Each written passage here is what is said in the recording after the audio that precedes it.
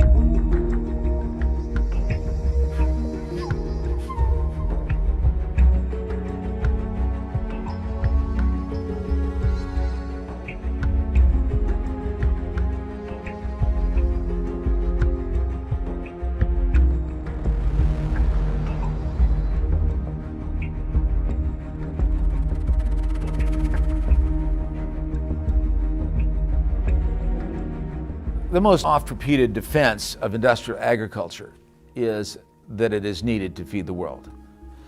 This is wrong in so many ways. It is really important to know that industrial agriculture primarily sells commodity crops, not food crops. That's what makes its big money.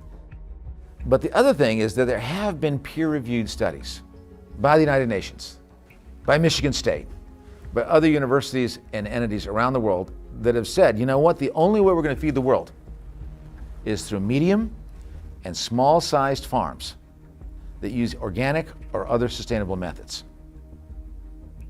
Because that's the only way we're going to get the diversity of foods that we need to feed the world. You cannot feed the world based on those huge monocultures. We know through our loss of topsoil, through our loss of water supply, we know through the poisoning of our wildlife. I mean, 75% of all endangered species on our list are there because of farming and ranching. We know through the destructions of our great river systems. We know through what's happening in childhood obesity and the epidemic of childhood cancers. We know, and through the brain damage that's happening through the toxins in our food. We know that our industrial food system has caused enormous environmental harm. We know it threatens our health and our children's health. So it's an environmental crisis and it's a health crisis. But I would also say to everyone out there, it's a moral crisis. Every decision that I make, that you make, that your community makes on the foods that we buy, the foods that we feed our children, the foods that we grow, is going to create a different food future. If you go to a fast food place, if you buy industrial food, that's what you're feeding. That is the monster you're feeding. So you're not a mere consumer, you are helping create that terrible world that we need to get rid of. Or you're going organic and beyond, you're going non-GMO, making the right choices, going local, appropriate scale, and that is then creating this new food future, the one that we need to have healthy people, to have a humane system, a socially just system, and a healthy planet.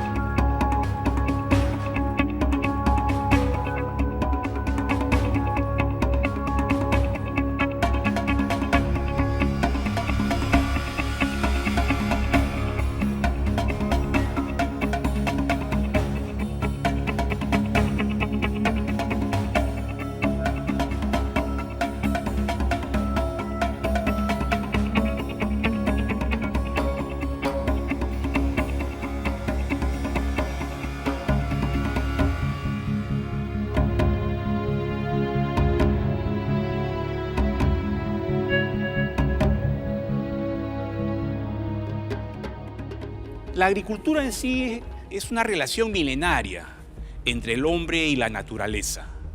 La agricultura no solamente es una actividad productiva, económica, es también una filosofía de vida. Pero ¿qué ha estado pasando actualmente? Vemos situaciones en las cuales cosechamos utilizando gran cantidad de agrotóxicos a través del uso de pesticidas de todo tipo, insecticidas, fungicidas, herbicidas, acaricidas. La agricultura se ha convertido como si fuera una actividad de guerra. El ser humano le ha declarado la guerra a todos los componentes del ecosistema y todo aquello que le resta un poco de lo que podría ser su cosecha, lo ve como un enemigo. Entonces lo que era un insecto ya lo ve como una plaga. A las hierbas naturales ya no lo ve como una hierba natural, lo ve como una maleza. Y lo trata así despectivamente, ¿no? Y trata de eliminarlo. A los pájaros que logran alimentarse algo de las cosechas, también los ve como enemigos y trata más bien de exterminarlos, ¿no? En la naturaleza, cuando no ha sido intervenida por el ser humano, nosotros encontramos una situación muy distinta. Todos los componentes se mantienen en equilibrio. Entonces lo normal, lo natural, siempre ha sido respetar las estaciones del año, consumir los productos de estación. Habían técnicas como para poder conservar y preservar los alimentos, ¿no? Entonces esas cosas también hay que rescatarlas. A veces solamente pensamos que sea orgánico, que no tenga pesticida, eso está bien, pero también a eso hay que sumarle lo que les comenté, los otros costos. No solamente el costo ambiental, también el costo social que puede ir detrás de todo esto. Cuando uno quiere sentir y vibrar y darse cuenta que uno es parte de la naturaleza, tenemos este gran medio, ¿no? Cultívense, cultiven situaciones, edúquense, y la agricultura es un excelente medio.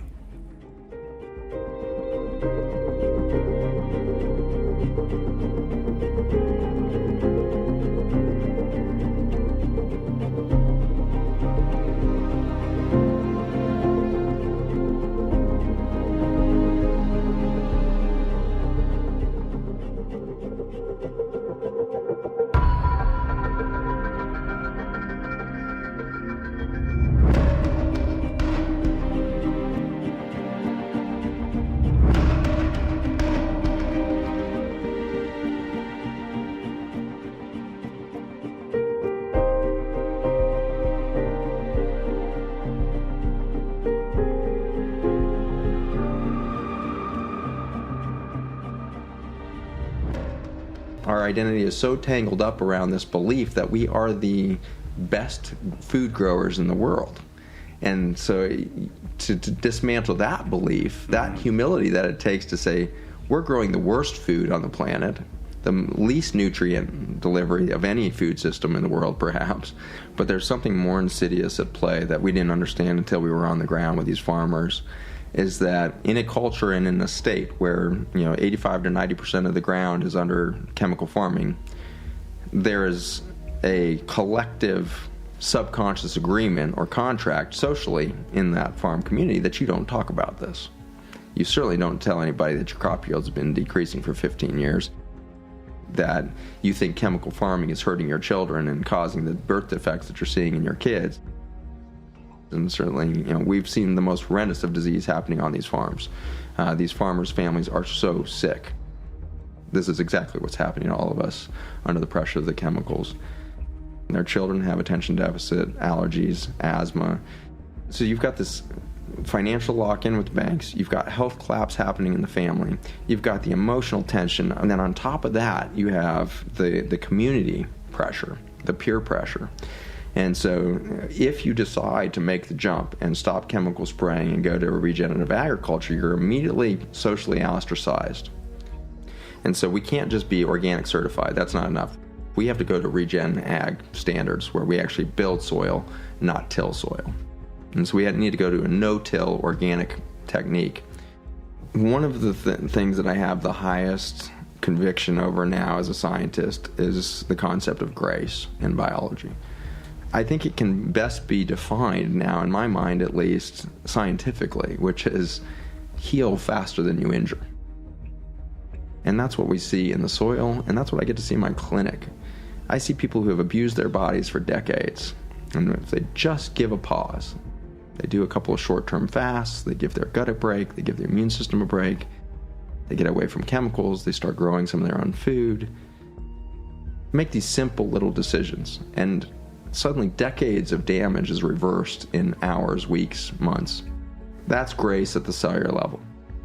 What we're seeing is that within a single growing season, you can go from this dead monoculture of corn or soybean to cover cropping with 16 different species and getting a no-till environment. You'll see the fungal elements, you'll see the mycorrhizae in there, the bacterial populations returning to the soil, and you see biodiversity returning in the form of earthworms within a single growing season of rest. The farmers that are making the transition are already seeing improved yields year one of going back to a non-GMO seed. It's so much more lucrative for these farmers. There's enough energy, there's enough food, there's enough soil, there's enough commodities, there's enough resources for everybody on the planet to thrive at a level that's never been experienced in human history. And so our mission is not to inspire the farmers that are currently fighting the good fight, it's to inspire their children to do the right thing and do it differently.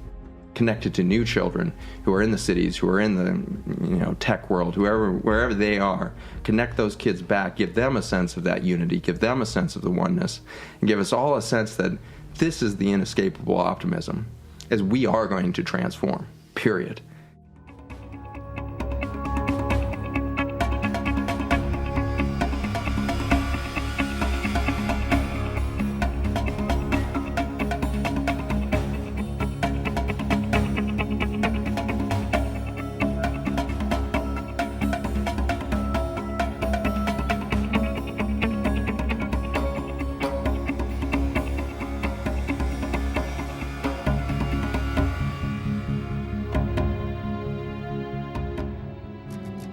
In order for us to live sustainably, the structures that meet our basic needs must work towards regeneration rather than consumption and depletion.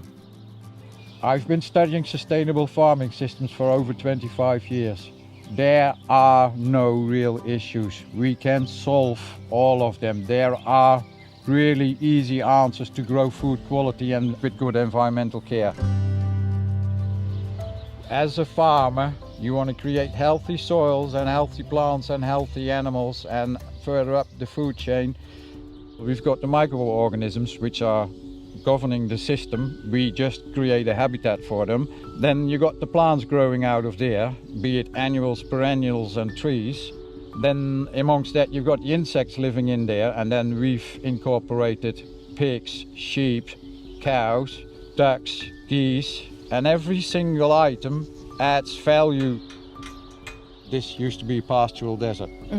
Was just grass. Yeah, and this is what people can do. You can create heaven on earth.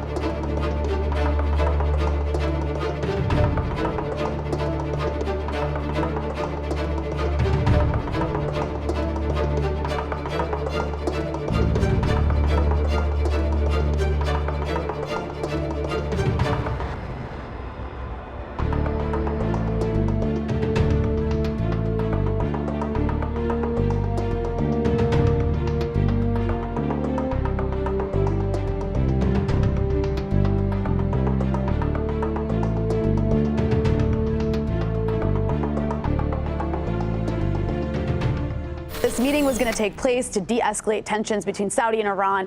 This would have had implications, of course, internationally, but also regionally. I mean, this would have been great for the region. A de-escalation of tension between these two countries that's playing out in like a Cold War and in some places a hot war. And the U.S. completely obliterated that when they obliterated Soleimani. But don't you see why they may have needed to do that? I mean, the threat of Iran and Saudi Arabia coming together somehow, and it did seem, everything I'm reading says that back since September, they started making these overtures. Are you surprised by those overtures? I'm not, because what you had happen several months ago was Saudi oil fields were hit, and Saudi oil production was decreased by like 50%.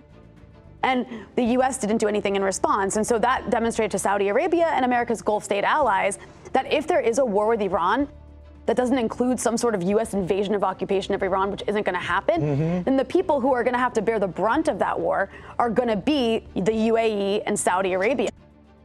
Do you foresee a world where Iran and Saudi Arabia could actually live in harmony?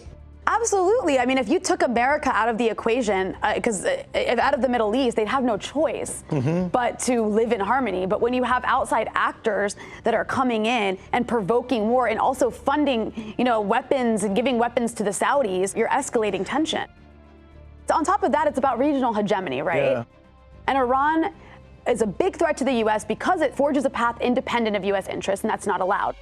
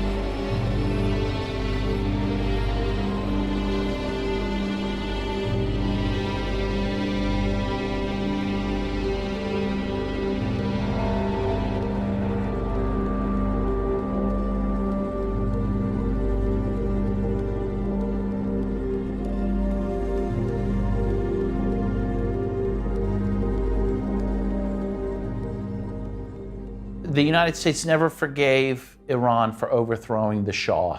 The U.S. had installed the Shah, and the Iranian people overthrew the Shah in 1979. Well, this was the danger of what some would say a good example to show that people can overthrow a U.S.-backed dictatorship and can challenge U.S. hegemony, and the Iranians did this. Ever since that time, the U.S. wanted Iran back within its sphere of influence, because the Shah was the U.S.'s bulldog in the Middle East, along with Israel. And so really, it's Iran's independence that really galls the United States, that it is willing to use its own oil for its own purposes without U.S. companies being allowed to profit from that or control their oil. Once Trump backed out of the JCPOA, which is what the nuclear deal is called, and increased sanctions, then he went back to the pre-nuclear deal levels of sanctions, which really, and vowed that he would not allow Iran to sell any oil. And of course, oil is the mainstay of the Iranian economy. Iran is not able to buy foodstuffs. It has been unable to buy medicines. And so people are dying in Iran from hunger, from lack of medicines. This is really an act of terrorism against the Iranian people. They're attacking the civilian population for the political end of trying to encourage the population to overthrow the Islamic Republic. The U.S. now supports 73% of the world's dictatorships, some of which the U.S. actually put into power. Look at Saudi Arabia, which is a monarchy. It's repressive. It beheads people. It supports Al-Qaeda. It is engaged in a genocidal war in Yemen right now. And the U.S. has no problem not just tolerating them, but even arming them to the teeth. I mean, really what the U.S. resents is that Iran would deign to try to have any influence within its own region of the world. Of course they have that right. If you look at a map, Iran is bordered by about 17 different countries, most of which are hostile and most of which have U.S. military bases. It's Iran that's under attack, let's face it. And it's just this bizarre thing that the U.S. can go to the Persian Gulf, send military vessels there, military equipment, and somehow say Iran is threatening us. The U.S.'s position is it governs the world and has dominion over the world, and a country like Iran can't even have a little influence over its own region of the world, which just is crazy. I find American people in general to be the most ideologized people in the world. We think we have a free press and that our education system is really great and that it doesn't propagandize us, but that's just not true. We've been led to believe that we're an exceptional nation, that we are unique in our freedoms and our democracy, and that we have the right, therefore, to spread democracy and freedom around the world, even if that we have to kill 1 million people in a place like Iraq to do it. And that's why the American people really have to oppose this and make it clear they don't want this. And make it clear they're not going to reward Trump with another term if he engages in a war.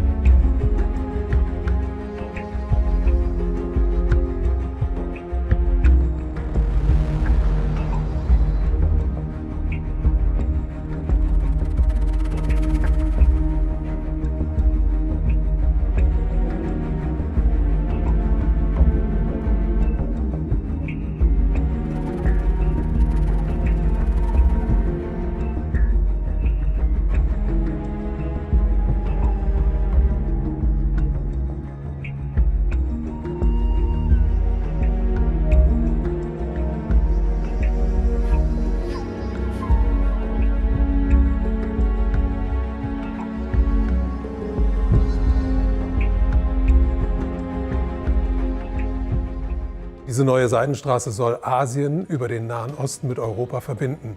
Das ist wirklich das wichtigste Projekt dieses Jahrhunderts und auch das gefährlichste Projekt dieses Jahrhunderts. Wenn das tatsächlich fertiggestellt wird, dieses Projekt, dann ist es mit der Vorherrschaft der Amerikaner vorbei.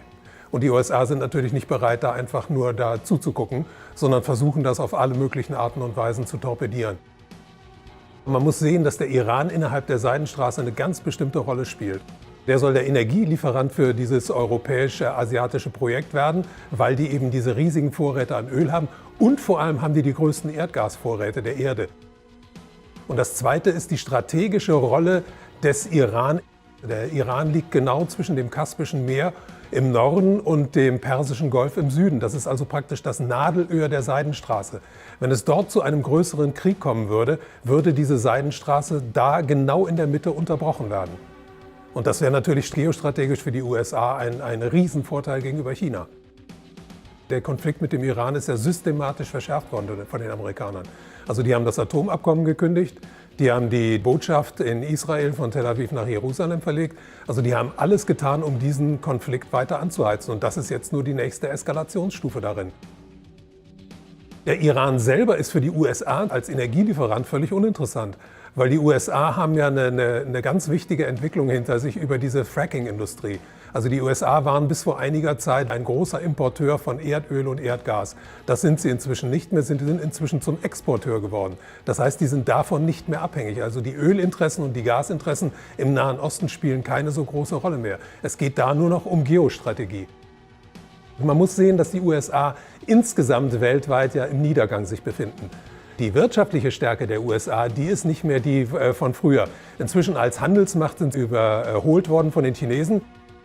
Ich glaube, dass das amerikanische Finanzsystem an einem Punkt angekommen ist, an dem nur noch das Fluten des Systems mit noch mehr Geld dieses System am Leben erhalten kann und wo es dann endgültig zusammenbricht. Aber die USA klammern sich im Moment auch außer ihrer militärischen Herrschaft auch noch an die Übermacht des Petrodollars. Der US-Dollar ist immer noch die stärkste Währung der Welt. Über 60% aller Devisenreserven aller Zentralbanken auf der Welt werden in US-Dollar gehalten. Das ist ein ganz starkes Druckmittel der USA gegen den Rest der Welt. Aber dieses Druckmittel wird mit der Zeit immer geringer. Und es gibt ja auch inzwischen die Versuche der Chinesen, den Petrodollar zu unterlaufen. Es gibt zum Beispiel im letzten Jahr wurde ein Vertrag abgeschlossen zwischen den Saudis und den Chinesen über Öllieferungen in Yuan. Übrigens glaube ich auch, dass Saudi-Arabien eine ganz wichtige Rolle für die gesamte Zukunft der Welt spielen wird. Die Saudis sind ja die letzten Jahrzehnte immer der wichtigste Verbündete nach Israel im Nahen Osten für die USA gewesen. Aber die Saudis könnten sich ja auch umorientieren. Und wenn die Saudis sich jetzt zum Beispiel den Chinesen zuwenden würden, dann würden die Karten ganz neu gemischt im Nahen Osten. Also ich vermute, dass es noch eine Zeit lang weitergehen wird, dass sich die Länder da gegenseitig reizen. Aber langfristig sehe ich einfach keine andere Lösung, als dass es tatsächlich da zum Krieg kommt. Weil auf diese Art und Weise würde die Rüstungsindustrie ganz stark angetrieben. Es würde bedeuten, dass sehr viele Waffen vernichtet würden, dass neue Waffen wieder gebaut werden müssen. Das würde die Finanzindustrie natürlich sehr interessieren, weil die ja hinter der Rüstungsindustrie steht. Und das könnte die Aktienmärkte in der Welt noch mal wieder um mehrere Monate, vielleicht sogar um Jahre dann antreiben.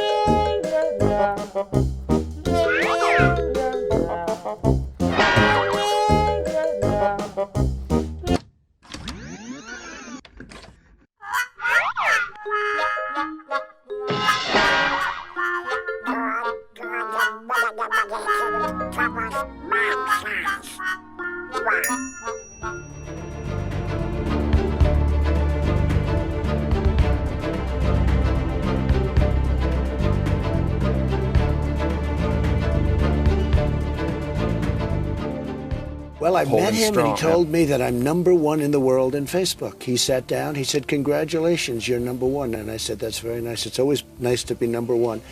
You know who #2 is? Modi of India. Yeah. But he has 1.5 billion people. I have 350.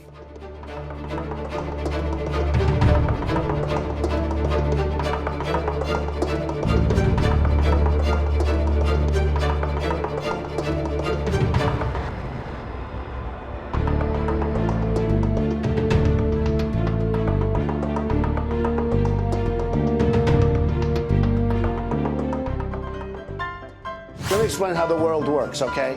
I think nobody knows more about taxes than I do. Nobody knows more about construction than I do. Nobody knows more about campaign finance than I do. Nobody knows consultants better than me. I know more about drones than anybody. And I think I know more about the environment than most people. I know a lot about wind.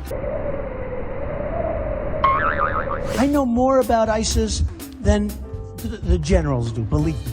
Nobody in the history of this country has ever known so much about infrastructure as Donald Trump. I know a lot about wind.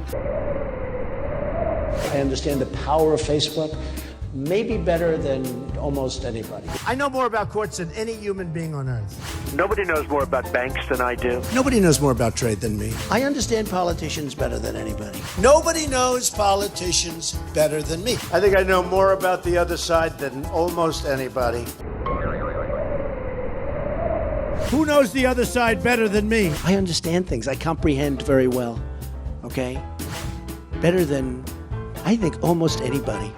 The truth is, I'm actually a modest person, very modest. In fact, many people tell me that modesty is perhaps my best quality.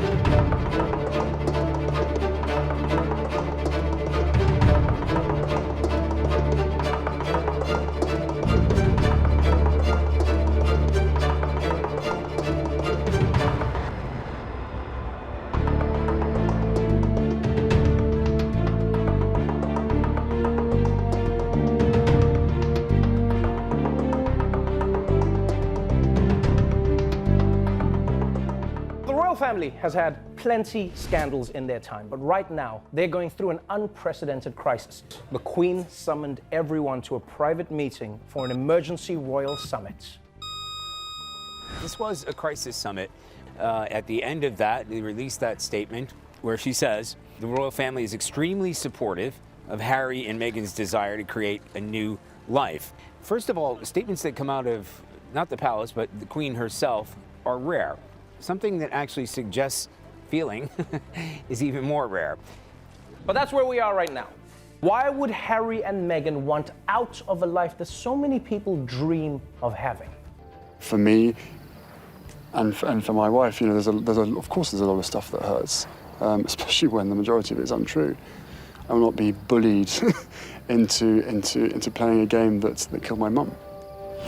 It's hard. It's not enough to just survive something, right? Like, that's not the point of life. You've got to thrive, you've got to feel happy, and I think I really tried to adopt this British sensibility of a stiff upper lip. But I think that what that does internally is probably really damaging. The reality of being a royal couple has been far from a fairy tale. Meghan and Harry are on their way to a new life, but now everyone is wondering what they'll do to support themselves without any of that royal cash. Prince Harry caught on camera touting his wife's voice acting skills to Disney CEO Bob Iger. It happened last summer in London. Meghan was just steps away while the prince made his pitch.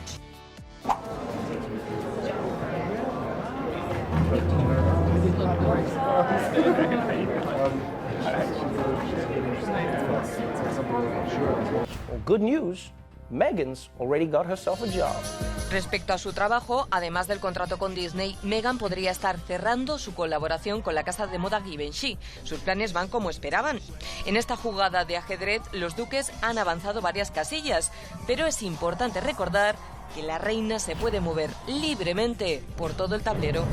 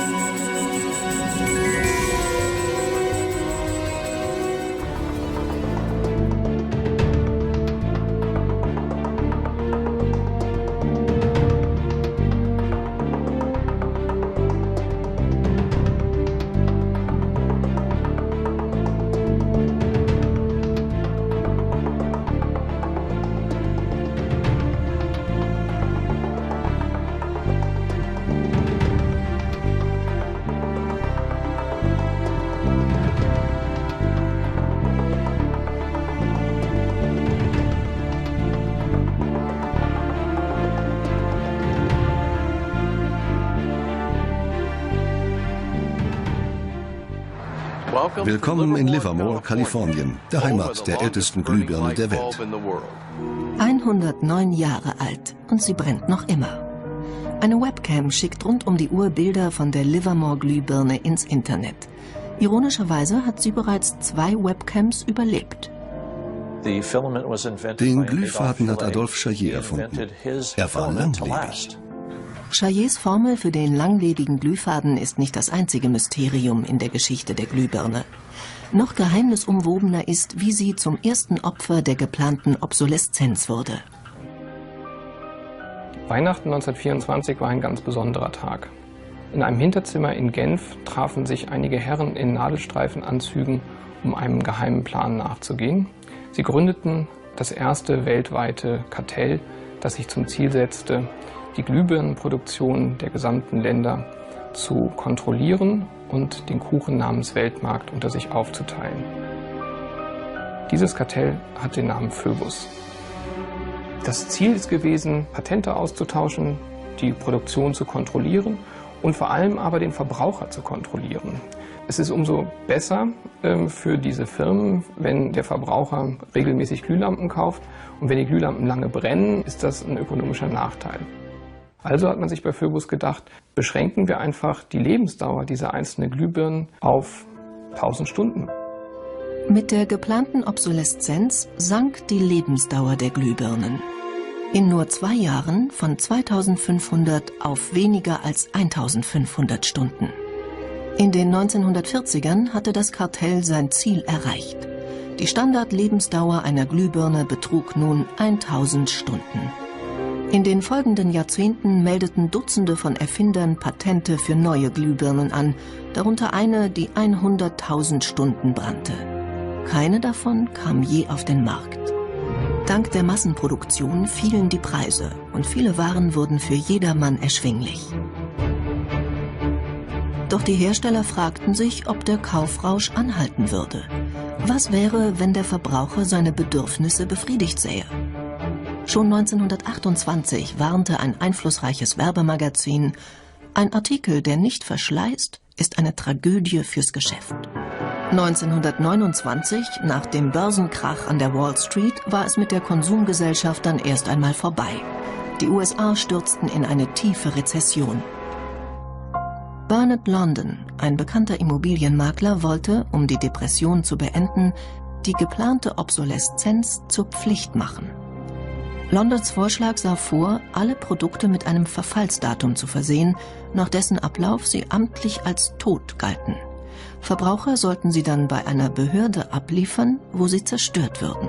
Einen Artikel über das Verfallsdatum hinaus zu behalten, sollte strafbar sein. Bernard London glaubte, dass durch geplante Obsoleszenz die Industrie wieder in Schwung kommen würde. Die Menschen würden wieder konsumieren und bald jeder eine Arbeit haben. Bei den Ingenieuren gab es einen Paradigmenwechsel. Die alte Schule sah es noch als ihre Aufgabe an, ein Produkt herzustellen, das nie kaputt ging. Die neue Schule war vom Markt gesteuert und an möglichst vergänglichen Produkten interessiert. Die Debatte war vorbei, als das neue Ingenieursdenken die Oberhand gewann. Unsere Wachstumsgesellschaft ist wie ein Rennwagen, der mit voller Geschwindigkeit dahin rast, aber keinen Fahrer mehr hat. Das Ende ist vorhersehbar. Entweder fährt sie gegen eine Wand oder stürzt in einen Abgrund.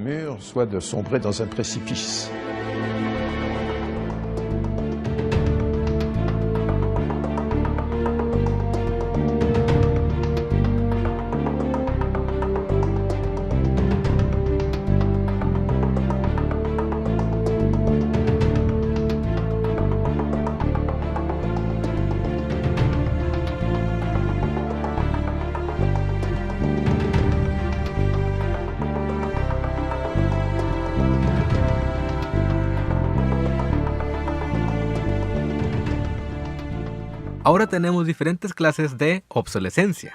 La obsolescencia por defecto, incompatibilidad, psicológica y ecológica. Por defecto se refiere cuando un componente electrónico del dispositivo deja de funcionar. En estos casos, repararlo sale más caro que comprarse uno nuevo. La incompatibilidad se puede dar a nivel software o hardware. Cuando se trata de software es porque cada actualización empeora el rendimiento del dispositivo. Mientras tanto, la incompatibilidad a nivel de hardware se da cuando cambias un componente dañado por otro que es idéntico, pero por ser de diferente serie, tu dispositivo ya no quiere prender o sale un error que no te permite utilizarlo. Por otra parte, tenemos la obsolescencia psicológica. Este es el método que utilizan las empresas en sus campañas de publicidad, donde hacen todo lo posible para que tú percibas un producto como viejo o pasado de moda. Apple y Samsung abusan de esto, donde cada año presentan los mismos celulares, pero con mejoras muy leves. Por último les presento la obsolescencia ecológica, la cual promueve que utilices dispositivos con componentes menos agresivos al ambiente. Sin embargo, estos dispositivos ecológicos tienen menos vida y a la larga dañan más el ambiente porque no se pueden reciclar de forma sencilla. No les pido que dejen de consumir, pero sí traten de regular y exigir un mejor producto.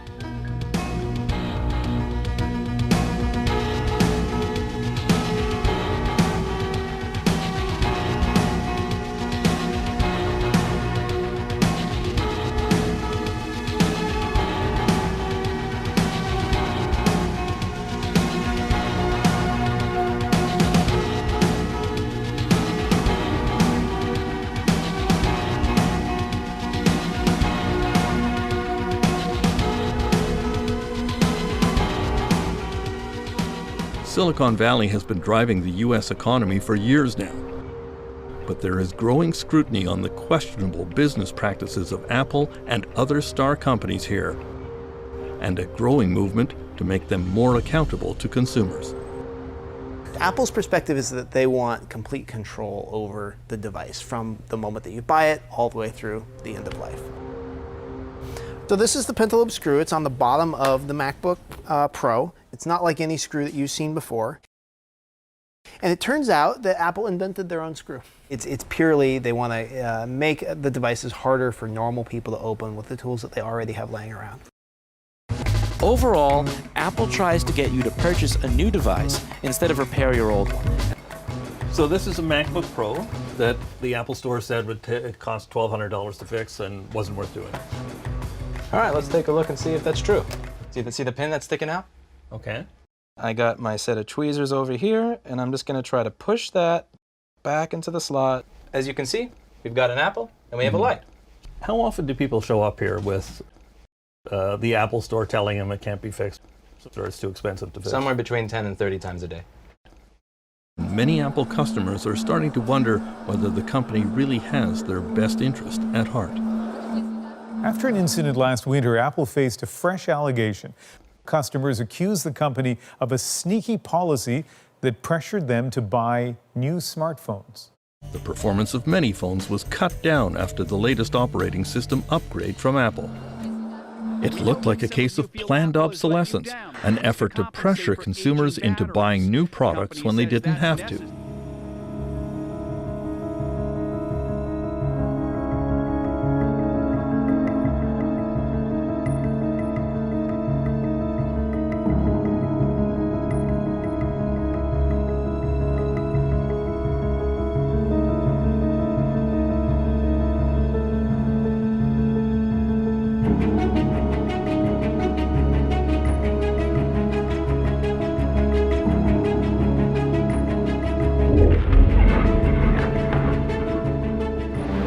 Thick, toxic, unbreathable. Around the wastelands of the Agbobloshy scrapyards, the smoke never clears. Copper, aluminium, it's all there for the taking. Yeah, it's burning place. We are burning waste and aluminium. Awal's been stripping waste for 6 years, selling by weight the metal he recovers. He makes 15 cedis a day, less than €3, while facing constant hazard. It's difficult to put a figure on how many work here, but several thousand at least. According to a US study, Agbobloshy is among the top 10 most polluted sites on the planet. Cadmium, lead, mercury and arsenic are permanently present in the soil, sometimes at levels 100 times greater than international safety standards. Cars, computers, mobile phones, televisions. All manner of electronic devices that end up here are painstakingly sorted, stripped, and dismantled. You can find anything in the rubbish here, but it's the electronic waste that's the most sought after for the metals it contains. Most of it comes from outside Ghana. The European Union has strictly prohibited the export of e-waste. Yet around 350,000 tons, the equivalent of 2.5 billion smartphones, leave Europe illegally every year. In the meantime, the waste burners will go on burning, despite the risks to their health, despite the risks for the environment. It's their livelihood.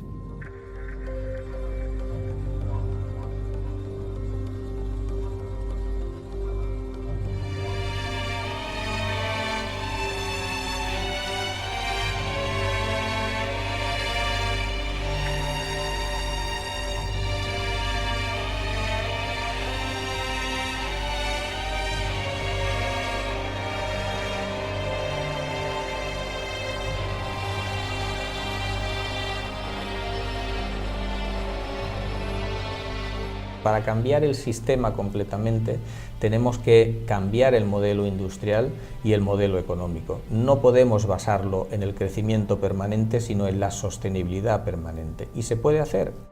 Si se crearan esos productos con durabilidad y que fuesen reparables, que fuese más rentable repararlos que comprar uno nuevo, se crearía más trabajo. Y más trabajo local, evidentemente. No nos tendríamos que endeudar para comprar 5 y 6 lavadoras, 5 o 6 televisores durante toda nuestra vida, ¿no? Y en último extremo, por supuesto, no se consumirían materias primas de forma innecesaria, el planeta Tierra no colapsaría.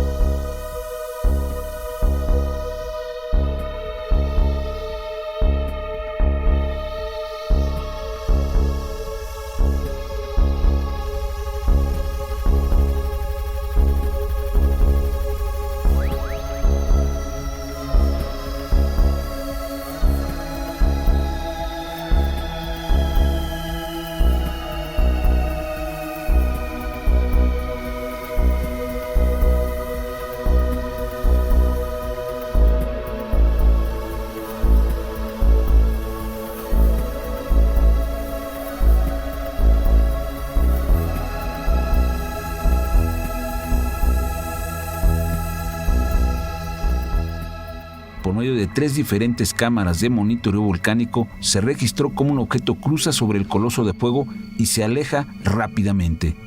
Una especie de cilindro, y cuando está sobre el cráter del volcán, parece emitir una especie de destello.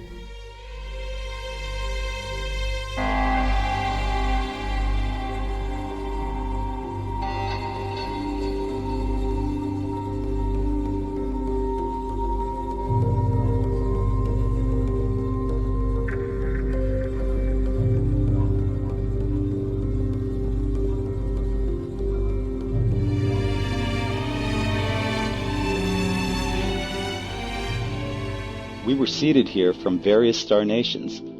In this premise, genetic and ethnic diversity is explained. It also covers the differences in our blood types. Perhaps some star nations have people with predominantly red hair and freckles, while others have dark-skinned inhabitants. Maybe some, such as the Pleiadians, have blonde hair and blue eyes. Perhaps we would look at ourselves differently if we saw a planet inhabited by various star nations, versus segregating ourselves from one another through patriotism, nationality, and prejudice.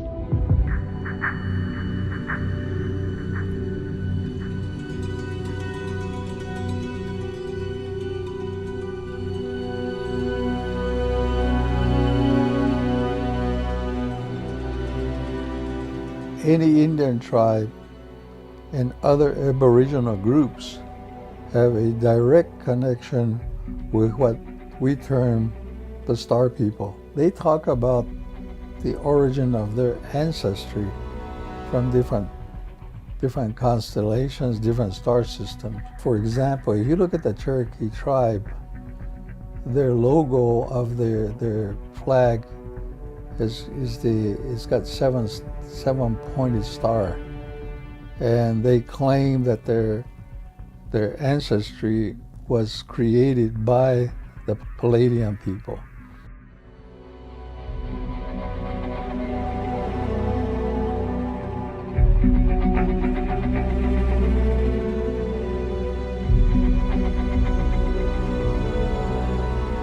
It's really our minds that are locked into the 3D and into like a materialistic view of reality. We are 3D going into 4D. We're a soul having a material experience in essence. And so we are able to go interdimensional. That's part of this package that we call humanity, the human vehicle that we operate and we exist within. Humans always tend to think that we're the only game out there. There is no alone in this universe or multiverse, actually. You'll see a true history of humanity in the visitation and the engineering, re-engineering, and bringing in different types of beings' DNA into our genome.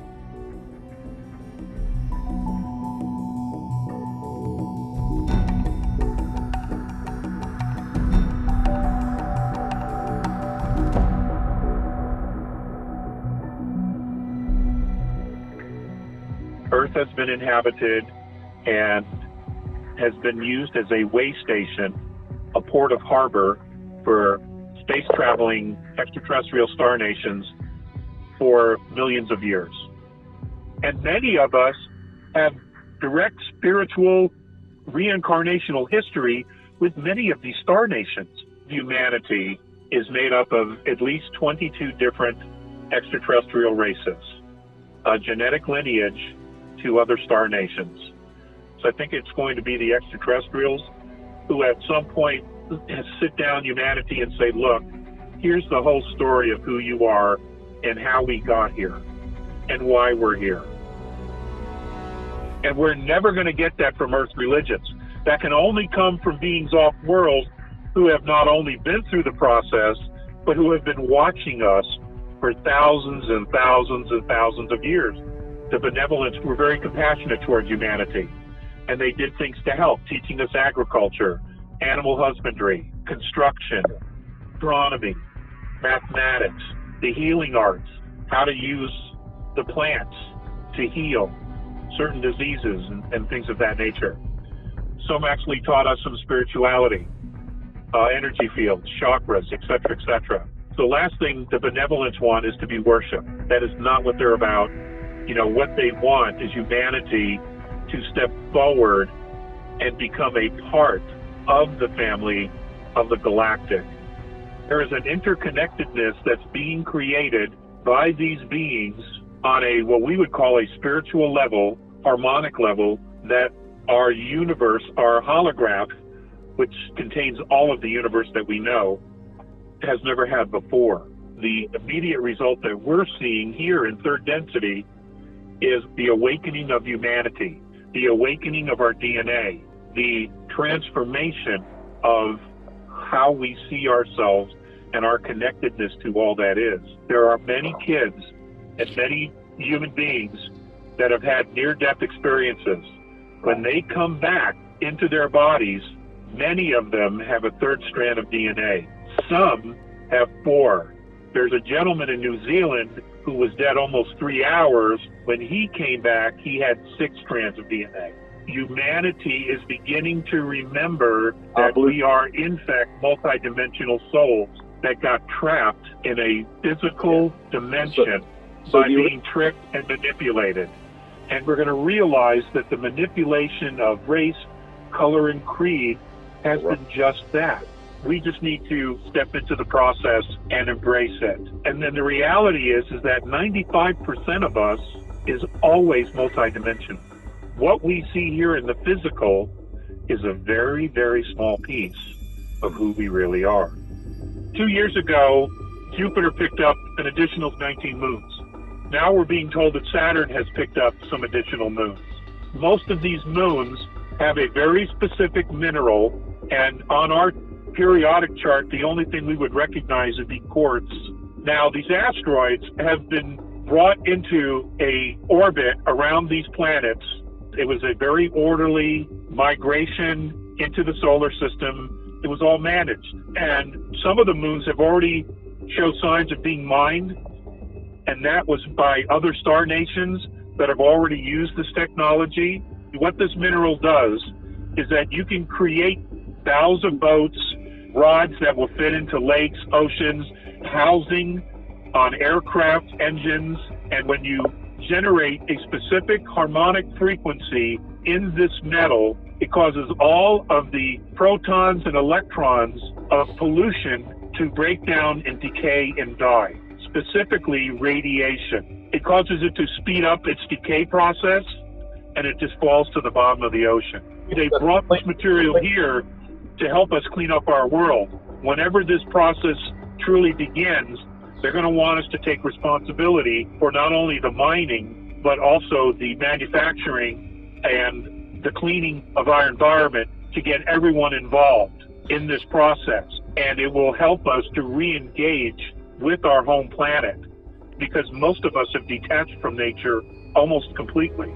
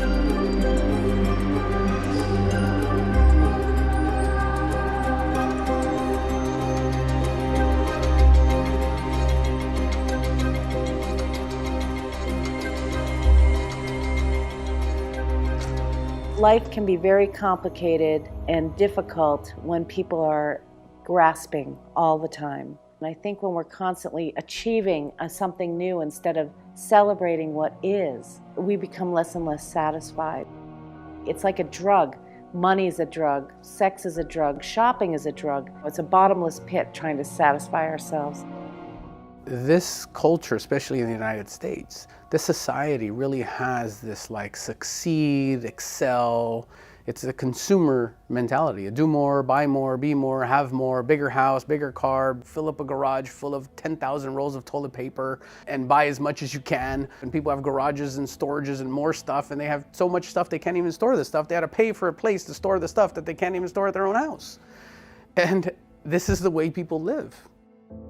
Just because you have more externally, it doesn't always correlate to being internally fulfilled. Those are two completely different things. And external, in your environment, the house, the cars, the stuff, is never fulfilling. It's short term. You get the fulfillment, you buy it, you have it, you play with it, and you get the short term, like instant gratification type of thing. But just like a child with a new toy, you run out of motivation after a little while and you're on to the next toy. I think for those people who don't settle down their nervous system with meditation or who don't have a spiritual or creative practice, their mind is constantly traveling into the past, into the future, and into other people's business. And when that happens, they're not present for themselves and the world that's being revealed to them. And a Zen master might say, show me the future, show me your past, and there's no way to do it. Those questions, they stop the mind. Your mind will gyrate a little bit and then eventually it settles down. We dive into the source of everything. We started naming some of the qualities of it. It's eternal, it's ever-present, it's intelligent.